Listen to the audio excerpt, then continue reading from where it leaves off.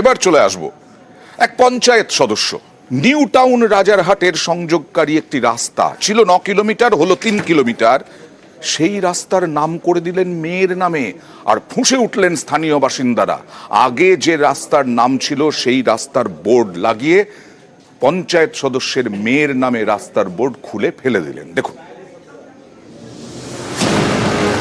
রাস্তার নাম ছিল মিলন মন্দির মোড়, সেটা বদলে হয়ে গেল নেতার মেয়ের নামে। মিলন মন্দির মোড় হলো সৃজা মোড়। নিউ টাউনের পাথরঘাটায় মিলন মন্দির মোড়। স্থানীয়দের অভিযোগ, জোর করে এই রাস্তার নাম বদলে দিয়েছেন এলাকার তৃণমূল পঞ্চায়েত সদস্য কল্যাণ নস্কর।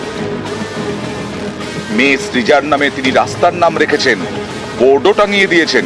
এতে ক্ষুব্ধ স্থানীয়রা। মঙ্গলবার তারা সৃজা নাম লেখা বোর্ডটি ভেঙে দেন।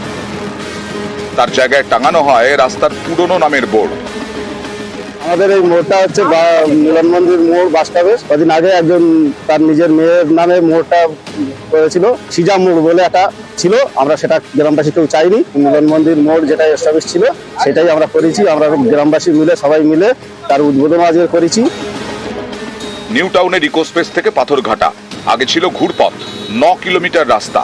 মাসখানেক আগে ইকোস্পেস এবং পাথরঘাটার মধ্যে তৈরি হয়েছে 6 লেনের রাস্তা। স্থানীয়দের কাছে 211 নম্বর রোড। এখন 9 কিলোমিটার থেকে রাস্তা কমে হয়েছে 3 কিলোমিটার।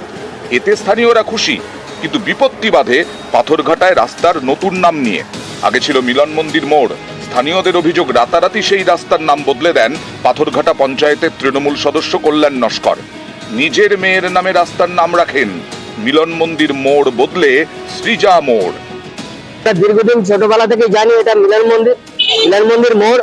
হঠাৎ করে রাতের বেলা দেখলাম একদিন ছেলে তার নিজের ব্যক্তিগত চরিতার্থ করার জন্য তার মেয়ের নাম দিয়েছে। এখানে একটা জায়গার নাম করে একটা ব্যক্তিগত মেয়ের নাম, তার অবদানটা কি আছে এখানে? কল্যাণ নস্কর।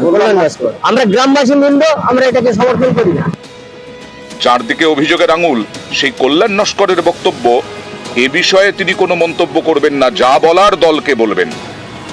নিউ টাউন থেকে অনুপ চক্রবর্তী, নিউজ 18 বাংলা।